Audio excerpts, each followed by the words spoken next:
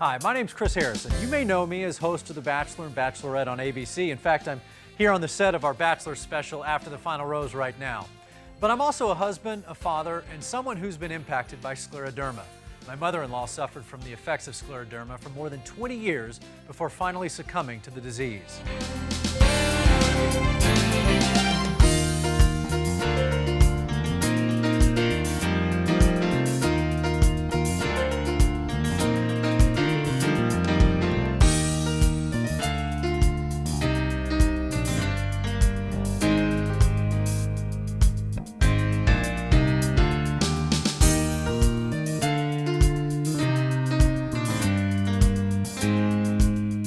There are many types and severities of scleroderma. Dr. Lee Shapiro explains.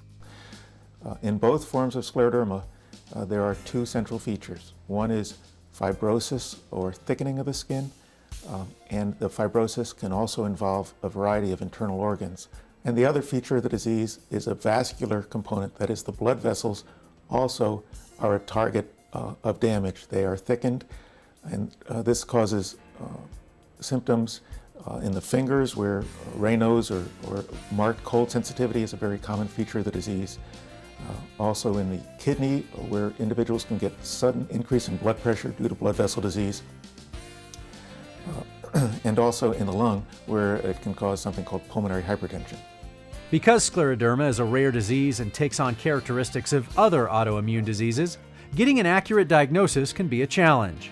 So my sister was giving me a bath and she noticed it was off and she told my mom and went to the doctor, and I got misdiagnosed a bunch of times as having hives. And finally we got to a doctor that said, I think this might be morphia. And I got a biopsy and it came back and he was like, yes, it's morphia. I'm going to send you to this doctor.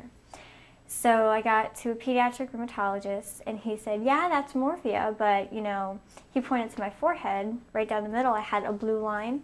He said, I think that's linear scleroderma. And we're just kind of like, okay, because none of us knew what it was. So we're just like, all right, fine, so what do we do? And as soon as he gave it a name, it shot like a cannon. I developed a lot of stiffness in my joints, particularly my knees, my shoulders, my back.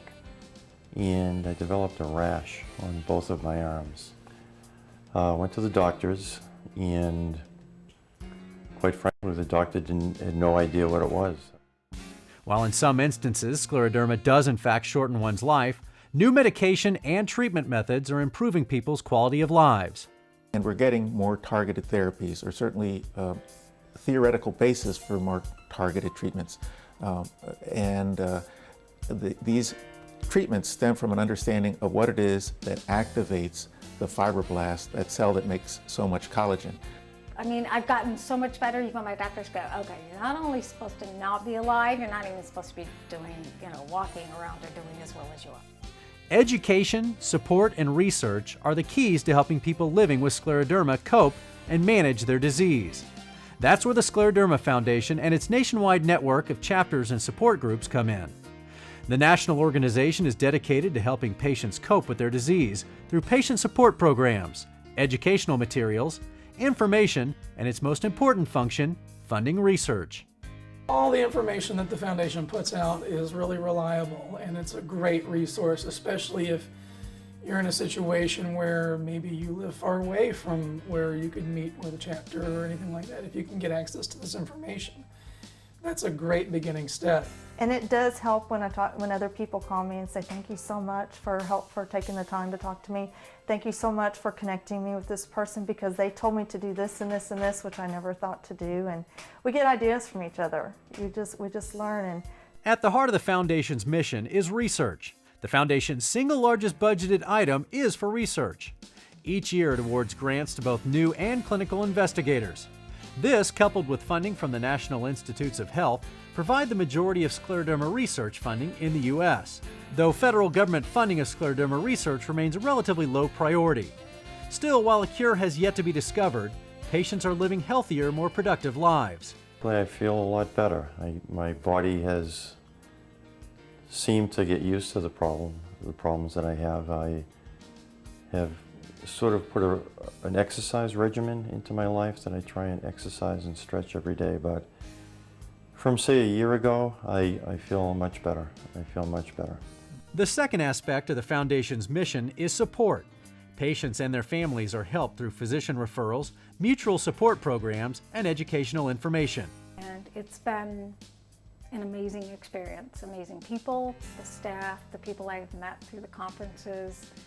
Just everyone is so upbeat and positive, and that's exactly how you have to approach this disease. Your whole life changes, and you have to change with it. Well, I think all the support groups, the chapters, the foundation itself is very supportive. It's just a ton of people that want to help other people. We all hope that eventually there will be a cure, but for right now we have a support system, and it's really a great benefit. The final component of the mission is education. Through health professional seminars, scleroderma-based literature, and informational brochures, the Foundation is committed to keeping patients and members informed of the latest scleroderma treatments.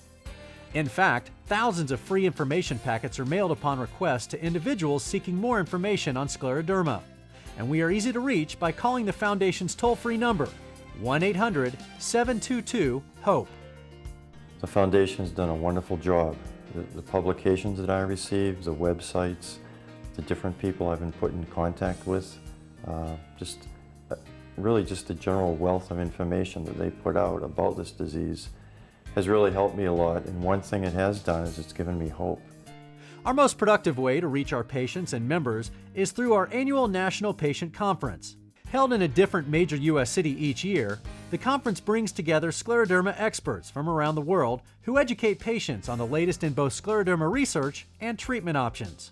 For those who get their information via the internet, the Foundation has a dedicated website with the latest scleroderma-related information. Members also benefit from the Foundation's web newsletter called the e-letter.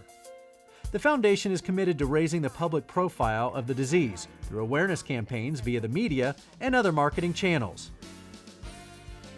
To help fund each of the three objectives in our mission, research, support, and education, the Foundation, its chapters and support groups, hold fundraising programs throughout the U.S. and abroad. Our nationwide Stepping Out to Cure Scleroderma walks feature thousands of walkers who raise money through pledge donations. Our Scleroderma Striders program is a group of athletes who compete in road races to raise sponsorship dollars and awareness. The Foundation's Cooking Up a Storm is a third program in which funds are raised via private dinner parties. Still, the majority of our funding comes from the generosity of individual and corporate donations.